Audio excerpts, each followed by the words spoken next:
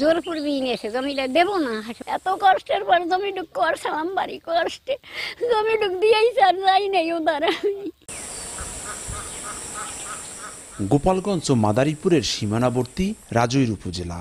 অবসরে যাওয়ার 1 মাস আগ পর্যন্ত মাত্র 2 বছরে প্রায় 90 একর জমি কেনা হয়েছে সাবেক আইজিপি বেনজির আহমেদের স্ত্রী জিশান মির্জার নামে। 113টি দলিলে কেনা এসব জমির বেশিরভাগই ফসলি জমি। এত জমি কেনার টাকা যোগান দিতে দুর্নীতি হয়েছে কিনা তা জানতে সাবেক আইজিপিকে সপরিবারে হাজির হতে তলব করেছে দুদক।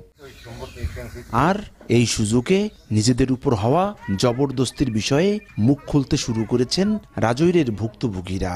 তাদের অভিযোগ, স্ত্রীর নামে জোর করে ফসলি জমি লিখে নিয়েছেন বেনজির আহমেদ, আর এতে সহায়তা করেছেন তৈয়ব আলী নামে স্থানীয় এক ব্যক্তি। জমি লিখে না দিলে নির্যাতনের শিকারও হতে হয়েছে অনেককে। জোরপূর্বী নিয়েছে, জমিটা দেবো না।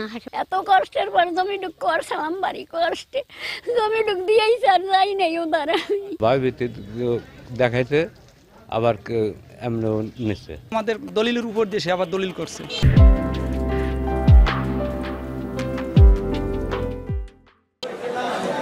জোর করে কারো জমি লিখে নেয়া ফৌজদারি অপরাধ জানিয়ে এর শাস্তি আর প্রান্তিক কৃষকের জমি ফিরিয়ে দেওয়ার দাবি জানিয়েছেন আইনজীবীরা।